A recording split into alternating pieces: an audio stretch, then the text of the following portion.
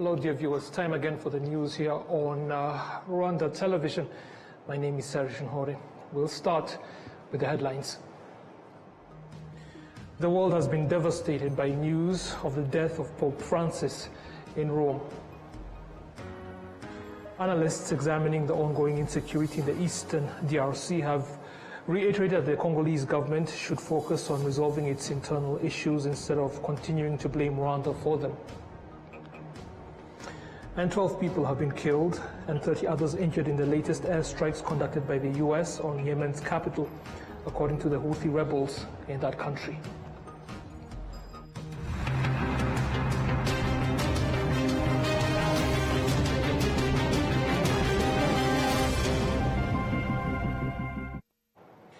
Now the details. Thank you again for taking the time to join us. First, let us inform you that His Excellency, the President of the Republic of Rwanda, Paul Kagame, on Monday afternoon received his counterpart from Togo, His Excellency Faure Nyasimbe, at Village Rugwiro. President Nyasimbe was recently appointed by the African Union as the new mediator in addressing the security crisis in the Eastern Democratic Republic of Congo.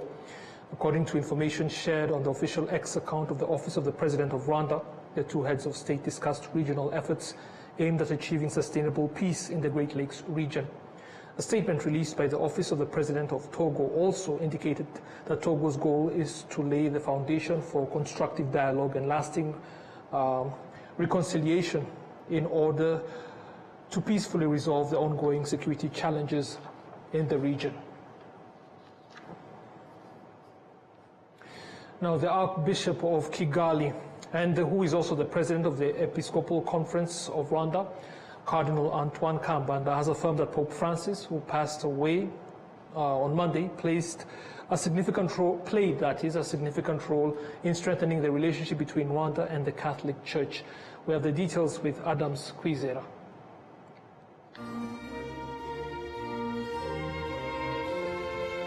Those who knew Pope Francis closely since being declared in 2013 as Pope describe him as a leader defined by humility, a strong voice for peace and reconciliation, and deep compassion for poor.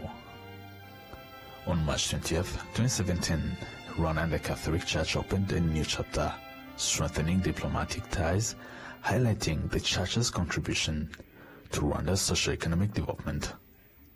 President Kagame met Pope Francis, and the discussions was based on the Church's role in the most tragic chapters of Rwanda's past, predating the genocide against Tutsi in 1994. Long before 1994, Catholic institutions and missions, together with the colonial administration, played a decisive role in dividing Rwandans and laying the intellectual foundation for genocide ideology. Pope Francis will be remembered as the only Pope who appointed the Rwanda's first cardinal. Pope Francis made his last public appearance yesterday during Easter celebrations, greeting the crowds of Christians who had gathered for the Mass at St. Peter's Square in Rome. Although he did not personally celebrate the Mass, he delivered the Easter blessing afterward. Though it was evident he was physically weak. Pope Francis was born in Argentina, made history as the first Pope elected from outside the European continent. Adams Kwizera, RwandaTV News. Now, according to Cardinal Antoine Kambanda, the appointment of Rwanda's first cardinal during Pope Francis's leadership marked as a profound testament to the deep affection and esteem the Pope held for Rwanda. It symbolized not only recognition of the country's journey of healing and resilience, but also the Pope's commitment to strengthening the ties between the Catholic Church and the Rwandan people. It's a very sorrowful moment for the loss of His Holiness Pope Francis that we came to know this morning, and together with the whole Church and all well-wishers and friends, we recommend him to the Lord. May his soul rest in peace. He was a person who loved so much people because of the great love he had for God, and was having the zeal to make known and to be a witness of this is the legacy he has left for us. Whether we are Christians or non-Christians, love is what unites us all. May his soul rest in peace. His Holiness Pope Francis, he was very close to the church in the missions, and particularly in Rwanda. As a Episcopal Conference, we had an official meeting twice, and each time he was recommending us to continue the journey of unity and reconciliation, purification of the memory, and reconciliation with our history, such that we create hope to our people. He was a person who was concerned by humanity in this period, from the time of COVID, when there was a great despair and worry, economic crisis, wars that is today, especially for young people, that creates a kind of a desperate spirit. And he always recommended hope. The theme of this jubilee of 2025 years, of which Rwanda also, we are in a double jubilee of 125 years of the rise of the gospel, he gave this jubilee the theme of pilgrims of hope. Pilgrims of hope. So he was a man of hope, and was giving us the mission to make people have hope and not to despair. Cardinal Antoine Kambanda, the Archbishop of Kigali, who is also the the president of the Episcopal Conference of Rwanda, speaking earlier on the leadership of Pope Francis. Now, Pope Francis's life took him from the modest upbringing in Buenos Aires to lead the Roman Catholic Church as the first Jesuit pontiff and the first from Latin America. Across his 12 years as Pope, Francis consistently elevated the cause of migrants, ended the disfranchised, and pushed the Church to more forcefully confront its own history of scandal. Pope Francis was born Jorge Mario Bergoglio on the 17th of December in 1936 in Argentina. His parents were immigrants from Italy, and he was the eldest of 5 siblings. As a boy, he was intelligent and deeply religious and loved to dance the tango. When he was 16, Jorge was rushing to meet friends, but paused at the Basilica of St. Joseph in Buenos Aires, feeling an urge to go inside, and he later joined a seminary. After 13 years of study, he was ordained as a priest. Further, Bergoglio became the head of the Jesuits, an order of priests in Argentina. He was later named an auxiliary bishop of Buenos Aires, that is the Buenos Aires diocese. He became archbishop 6 years later and focused on outreach to the poor. He was elevated to cardinal in 2001. Francis was elected pontiff after Pope Benedict XVI resigned, citing health concerns. Francis tried to move the Church away from decisive issues such as abortion and homosexuality, instead focusing on climate change, poverty, and migration. He released Laudato Si, the first papal encyclical focused solely on the environment. It called for protecting the environment and denounced the excesses of global capitalism in exploiting the poor.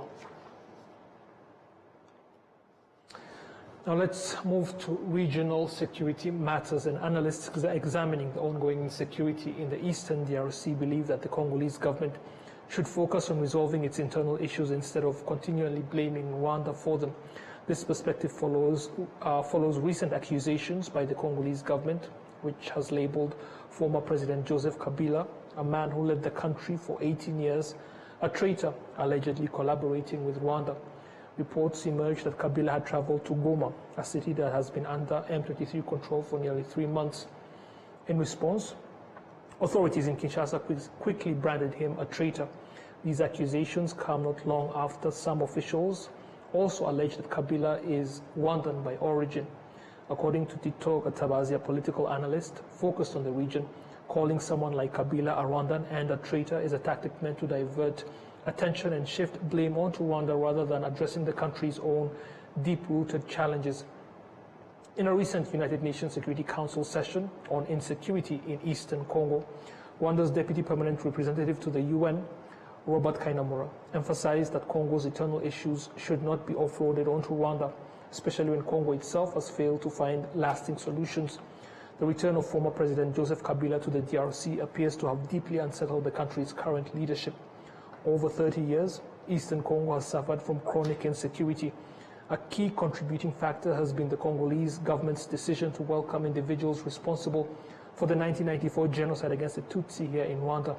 Today, Congo's armed forces continue to collaborate with the FDLR, a group recognized as a terrorist organization responsible for grave atrocities, which of course include genocide. Must confront its internal contradictions. Externalizing or scapegoating Rwanda for its own problems will not solve the problem.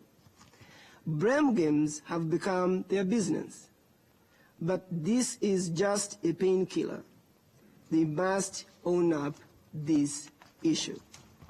I also wish to emphasize one thing, that the continued violation of hardly obtained ceasefire by Wazalendos, a militia allied with FARDC, without any condemnation by the Council, is a total lack of ownership of the processes, and the DRC relegates political responsibility to militias. Now to social matters here in Rwanda.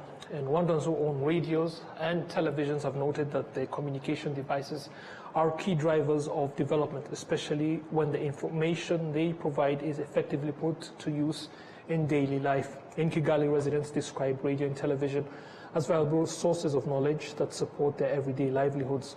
According to the 7th Rwanda Integrated Household Living Conditions Survey released by the National Institute of Statistics of Rwanda, the percentage of households owning a television increased from 10.4% in 2017 to 14.4% in 2024.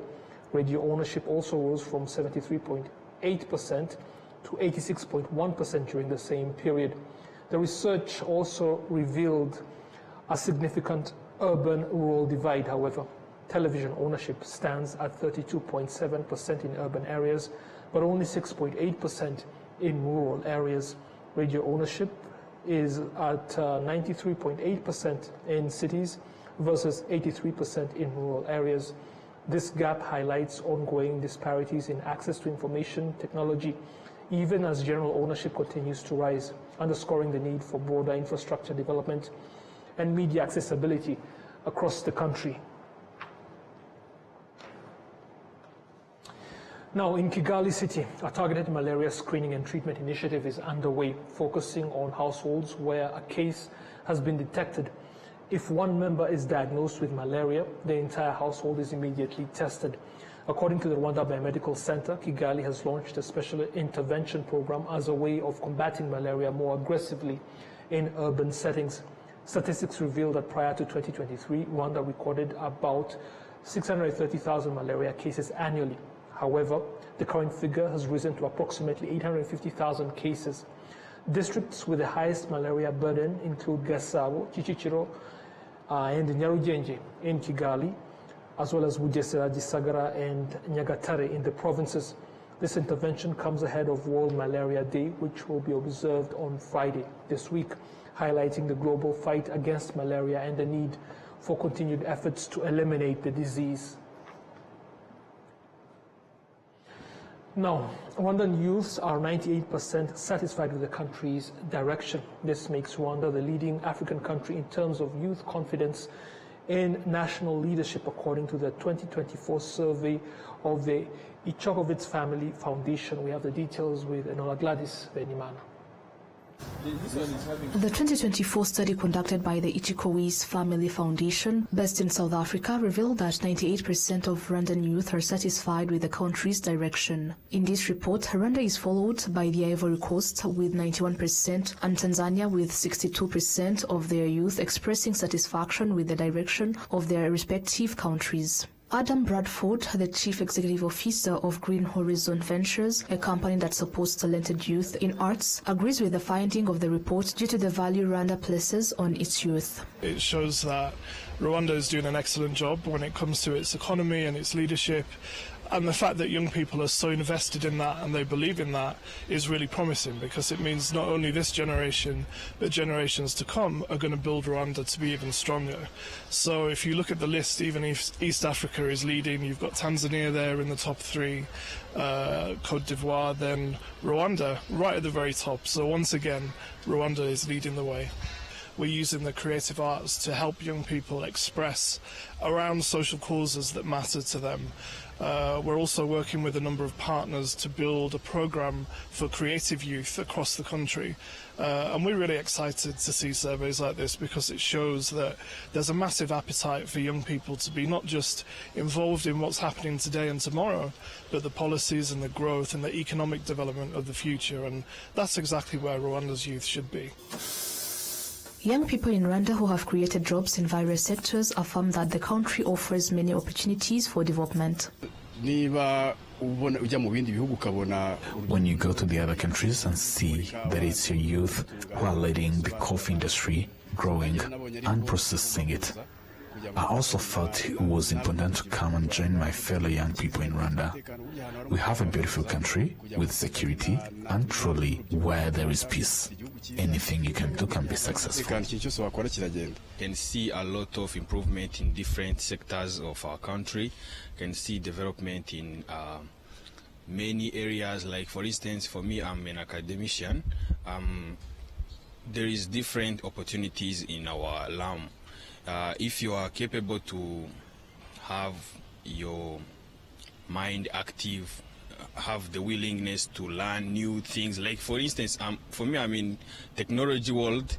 I can see young tech enthusiasts who are making impact not only in our local institutions and companies, but also globally. So they obtain all those skills right here in our country, and they are contributing to the global development. So beyond like that, we are also making great impact in improving our country's different technologies, infrastructures, and I can say that we are on the right direction, 92% with confidence. If, like for me as a youth, I have this platform that I can do things and expand my knowledge without having any limit, because you are the one to limit yourself. You always have resources. Rwanda provide a high bandwidth for the people who like to use or work on the internet. If you have that stable internet and have resources like that, you have like platforms, different incubation programs to allow the people with innovations to showcase what they got, what they came up with. Our country, you can see we have a lot of opportunities. You have a lot of platforms that can allow you to grow as an individual and also contribute to the development of our country using what you learn. While celebrating the 10th anniversary of the Youth Volunteers Network on May 7, 2024, the President of the Republic, Paul Kagame, called on the youth to take an active role in matters that concern them. These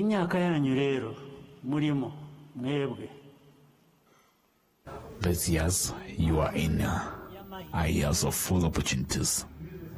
But there are also the years when, if you don't want to do what you're supposed to do, what you miss out on now could be lost for the rest of your life. So the time to work is now, not tomorrow.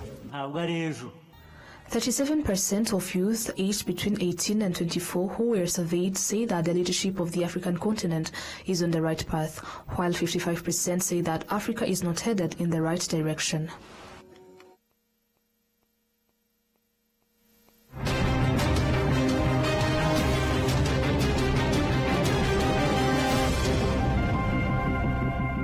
Over.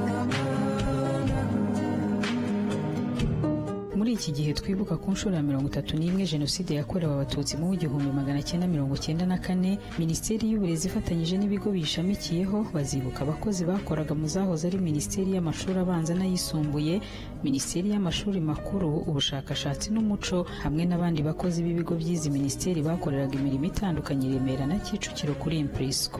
Iki gikorwa giteganyijwe tariki 24 Mata 2025 guhera saa 6 z'amanywa kugeza saa 10 ku rwibutso rwa Jenoside rwa Kigali ruherereye mu murenge wa Gisozi mu karere ka Gasabo. Ni muri urwo rwego Minisiteri y'Uburezi itumiye abantu bose babuze ababo bakoraga mu bigo twavuze haruguru kuzaza kwifatanya nayo muri iki gikorwa cyo kubibuka. Minisiteri y'Uburezi iboneyeho kwihanganisha Abanyarwanda n'imiryango y'ababuze ababo bakoraga mu burezi by'umwihariko. Nyiri muto arababwiraga data bati ntabwo wagira umukamo mwinshi utunze inka imwe, ariko nigeze acika intege.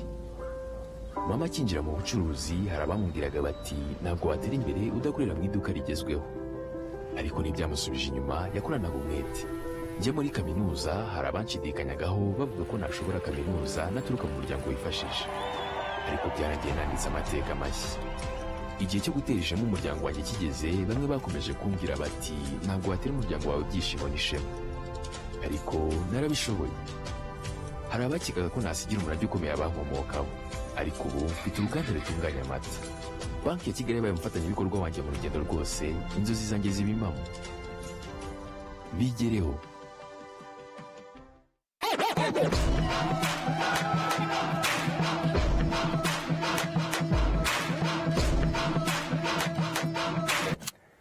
Mvangiye kubarira 1 2 3 itugwamo. So 1 2 3 gwamo.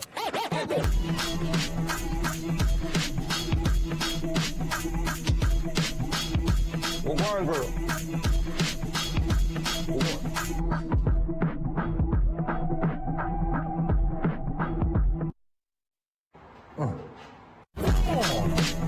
Mbere kanda akanyenyeri 3 akanyenyeri 2 urwego maze nawe ugwemo. Ndanezero umunezero nsaba umutima, ndakora akazi kanjye ndacatinga data ntizishira enda nawe gwamo wikwisondeka.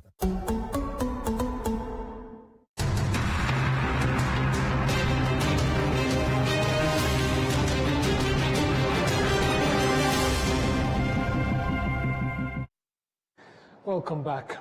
The mass destruction of libraries in Gaza has been described by some as a direct attack on the future of the Palestinian people and their identity. Places which were once quiet places for learning have been destroyed across the Strip. Al Jazeera with the details. Across Gaza, the sound of explosions has replaced the silence of study.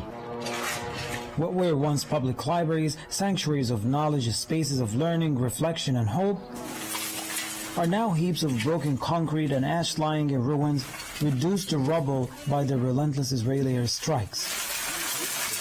In the latest wave of attacks, cultural landmarks have become casualties. Libraries already scarce under the blockade have been hit directly, leaving communities without one of their last remaining lifelines. Israel, for the second year in a row, has deliberately targeted libraries across Gaza. What they are doing is well calculated to destroy heritage, spread ignorance among Palestinians. My library specialized in the Palestinian national movement inside Israeli jails. The only one in Palestine has been destroyed. Libraries that once echoed with the quiet rustle of turning pages are now silent, except for the cries of the displaced who have sought refuge in their shattered remains. This place used to be a library for both young and old people. Apart from reading, this used to be an area for training of all age groups and was an area for entertainment and all. We used to conduct workshops for the community as well as a place to receive school trips. I worked here as a facilitator for the children who came up to this area to play on the computer, or the elderly who sit here to read books and stories for the children. It's all gone now. The destructions of Gaza public libraries has robbed its youngest generation of more than just reading. It has taken away spaces where they once imagined, learned, and simply got to be children. I used to come here to read and play video games. Now there is nothing. It is destroyed and we became displaced inside. Before the bombs, these libraries were safe haven, offering story times, drawing corners and books that opened doors to worlds far from blockade and war. Officials here say the loss is more than educational. It's emotional, psychological, and designed in a way to spread ignorance among Palestinians across Gaza. Libraries were often the only space outside the home where children felt safe. Israeli actions on the ground have led to the loss of 3 major and important places, primarily among them the City Public Library and the Social Archive that documents the architectural evolution of Gaza over thousands of years. Researchers and academics in Gaza, already isolated by years of blockade and limited internet access, relied heavily on local libraries to access books, historical records, and scientific publications. Now, much of that has been reduced to rubble. As a researcher, I've been impacted negatively because of the destruction. I've lost access to references and resources meant to support my work.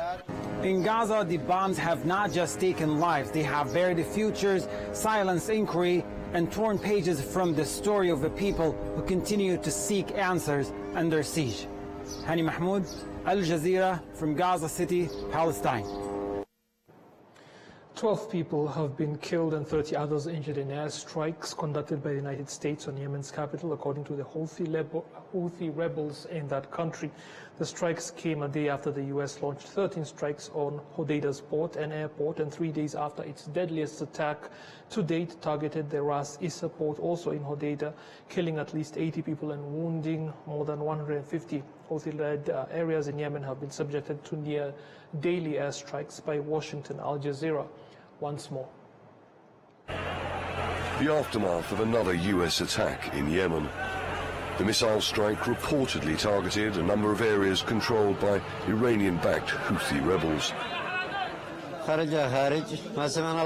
There was a sudden explosion, an airstrike. It landed on our home. I saw bodies shredded to pieces. The pressure was massive. More than 200 people have been killed since the U.S. administration under President Donald Trump announced a major escalation against the Houthis in March. The U.S. says the strikes aim at forcing the Houthis to stop attacking ships in the Red Sea, which is a major route for international trade.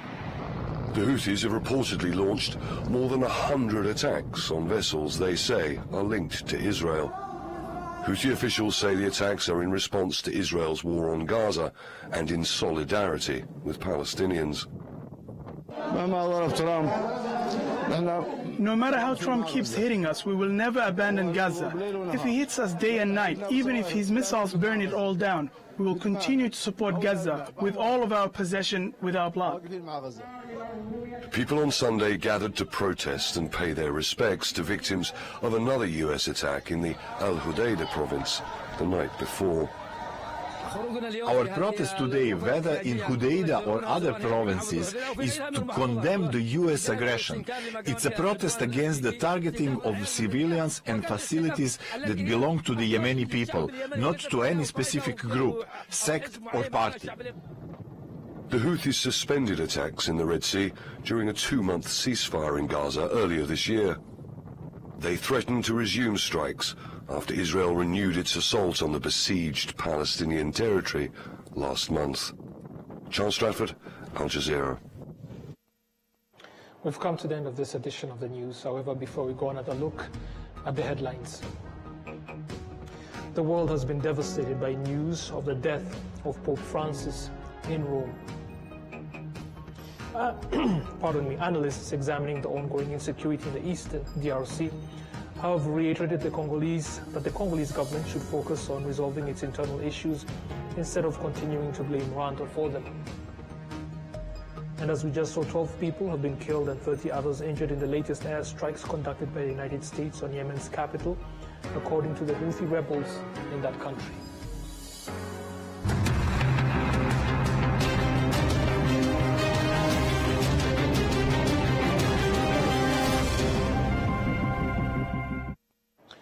I look forward to seeing you again as the week progresses, and I hope you will stay with Rwanda Television as the programs continue. Goodbye.